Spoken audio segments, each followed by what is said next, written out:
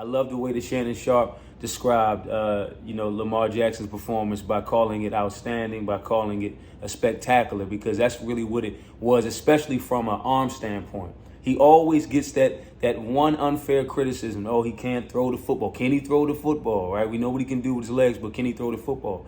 Absolutely, he can throw the football, and he is showing you that time and time again. He's a little unorthodox, sure, but I think that's also what makes him so dangerous, so lethal, so special, is the fact that he is this dual threat that you haven't seen anything like him before in terms of what he can produce. Now, I found it interesting. I was watching First Take this morning, and I'm watching my man Ryan Clark, who I'm a big fan of. I'm watching Stephen A. Smith, and I'm watching the legend Michael Irvin. And it was interesting to me. They're talking about Lamar Jackson. They're talking about the Ravens. They're talking about that game yesterday. And I don't understand how Michael Irvin's biggest takeaway, his major takeaway from what he saw from Lamar Jackson was the fact that Lamar only ran for 17 yards. And he made this big deal over the fact that Lamar Jackson ran for just 17 yards. And I saw a comment underneath this. I saw a comment from one of their viewers underneath the video on when I was watching the clip on YouTube. And the comment, it was pretty much along the lines of, "Come on, man, you're talking as if he had to run for any more than 17 yards to get the job done yesterday." And I love that remark, because that's how I viewed. I didn't really view him not running the ball as much yesterday. I did not view that as a negative thing. I just viewed it as it wasn't really necessary. I viewed it as, if anything, I viewed it as it being a smart thing. So I don't understand how that ended up being, after sitting down and watching that game yesterday, even if you just watched the highlights, I watched the whole game. I didn't really miss a snap. And I just don't understand how that was Michael Irvin's takeaway. And he made it sound like it was such a negative thing. It made it sound like, that's what we're going to see from Lamar Jackson moving forward throughout the next 16, 17 weeks. Of course, that's not going to be the case. I love what Ryan Clark said, right, in response to Michael Irvin. And he actually used an analogy. He used a basketball analogy, which I love. And he pretty much said the way that he viewed Lamar's performance in terms of the fact that he only ran for 17 yards, rushed for 17 yards yesterday, was he views it as, if you have an elite dunker in the NBA, a guy who is known for his ability to jump out of the gym, right? Isn't it beautiful once that player gets to a point where they realize that they don't have to drive to the basket to try to dunk on their opponents every play down the court? Isn't it great when you see them start to use more finesse and, just using their smarts and picking their spots, right? Picking and choosing when they're going to go drive to the basket with that type level of aggression, trying to jump out the gym and put their opponent on the poster. I love that analogy because it made me think about Dwayne Wade. I remember in Dwayne Wade's prime, there was even a commercial about this back in the day during his prime. Dwayne Wade was known to hit the floor hard like 7 to 8 times throughout the course of the season, right? Why? Because Wade was you talking about the ultimate, just the ultimate athleticism that he displayed in his prime years. I'm talking about back around that time of when he won his first title with the Miami Heat.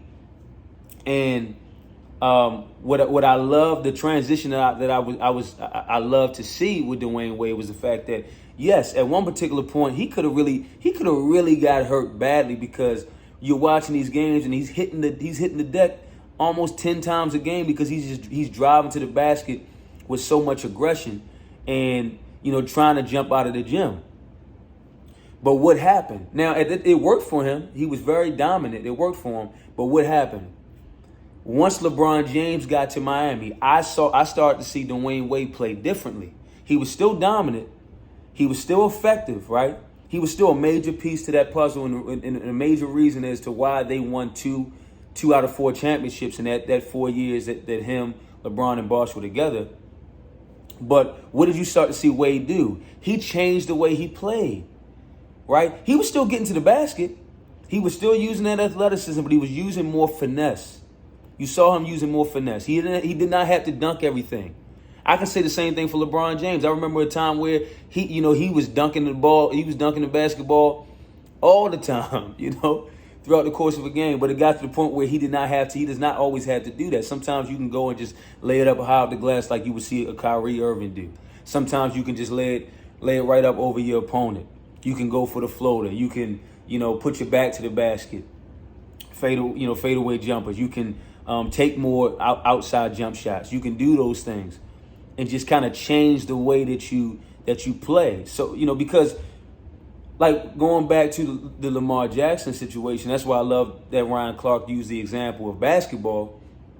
I feel the same way about Lamar. The way that he's played in his first 4 seasons, doing a lot of running. I mean, you saw him get injured, trying to fight. Like he'll tell you that he was trying to fight to stay in the pocket in that game against Cincinnati last year when he got injured.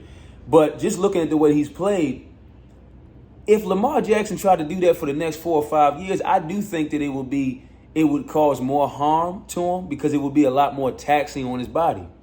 That's why I love the way that he played against the Jets, in week 1. I love the fact that he was poised, that he did take his time, that he did try to stay in the pocket and did use his arm and try to really put some pressure on the Jets' secondary. I love that because it wasn't necessary for him to run on every other play. He ran what he had to, and he showed you that even gaining 18 pounds in the offseason, right? He did not lose a step. He is still very, very quick. He's still the fastest quarterback. He's faster than a lot of running backs in the NFL, right? So I was more so encouraged by what I saw by Lamar Jackson. I mean, him and the Ravens got off to a slow start. I will say that. But as that game progressed, especially once they got to that second quarter, I can't remember if it was the end of the first quarter or the beginning of the second quarter, maybe the midway point of the second quarter when Lamar Jackson threw. Matter of fact, no, it was towards the end of the second quarter when Lamar Jackson threw his first touchdown pass and they went up, I believe, 10-zip to the Jets. So I was just more encouraged by it. So I love the way that Shannon Sharp reflected on watching Lamar. I love the way that Ryan Clark reflected on Lamar. I even love the way that Stephen A. gave Lamar Jackson his flowers, right? Because the Stephen A. has been one who is always he's given Lamar Jackson, love, but he's also kind of downplayed Lamar's ability to throw the football. So it was kind of great to see Lamar go out there yesterday. Not saying that he's trying to prove, those critics wrong, but to go out there yesterday and put on that performance, and a lot of it was with his arm. But come on, man, does Michael Irvin? Do you really feel that that Lamar Jackson is going to rush for 17 yards the remainder of the season? Come on, and even Stephen A. made a great point about that. The thing about Lamar Jackson that makes him so special is, let's say for the next 5 or 6 weeks, he doesn't run the football that much. Going into week 7, going into week 8, like Stephen A. was saying, guess what? Whoever the Ravens are going to be playing, you will still have to strategize and put a game plan together where you take Lamar Jackson's ability to run the football into heavy consideration.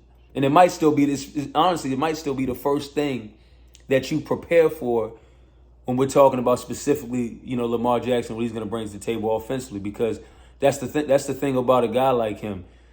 It's just any given play, he can hurt you, right? He can hurt you running the football, any given play. And that's what makes him so special. And that's also what opens him up to be able to also show you what he can do with his arm. Because every defense in the NFL has to respect Lamar Jackson and what he can do with his legs, and they have to fear his ability to run. And you're going to constantly see that. As long as he can stay healthy, you're going to see that for years to come. If he remains healthy in this league, the contract situation, I'll come back for another segment and we will talk about that. I will say this. The man's going to get his money. I think that him betting on himself, the way he's betting on himself, if he can remain healthy, it's going to pay off in the long run. He's going to get his money. Now, is it going to be fully guaranteed? That's a whole different conversation, because the situation with Deshaun Watson, that's an outlier, okay? That's like a unicorn situation. You don't typically see any NFL player getting a fully guaranteed contract. That's why, Cleveland, that's a whole nother conversation. The fact that they went out and did it, especially with all of the legal trouble that he's in. And the fact that he hasn't even accomplished with some of these other quarterbacks. He hasn't accomplished what Lamar Jackson has accomplished. So I can understand why Lamar went into those meetings this offseason trying to negotiate with ownership, with management. And I can understand why he's saying, no, I need more guarantee. Now, I don't know for sure if he's asking for a fully guaranteed contract, but based on these reports from ESPN, they came out over the weekend, or it might have been, I think it was like Friday over the weekend. Based on those reports, if it's true that the Ravens offered him $250 million contract with only $133 million guaranteed, that's just not. Listen. Yeah, the 250 is a huge number, but you coming to him with 133 million guaranteed when his boy Deshaun Watson, who he's been friends with since college, he saw this man just get 230 guaranteed, the full contract. Like I said, I don't know if Lamar is going to end up getting a fully guaranteed deal in the near future by the Ravens, but it's going to have to be a lot more than $133 million guaranteed. I'll say that. And he might, something that my uncle and I even spoke about, he might even want to think about, hey, if they don't want to do a 5-year deal, if they don't want to do a 4-year deal where they give you fully guaranteed, do a 3-year deal, right? Where the deal will be worth less overall, but it can be more guaranteed money. So we'll see.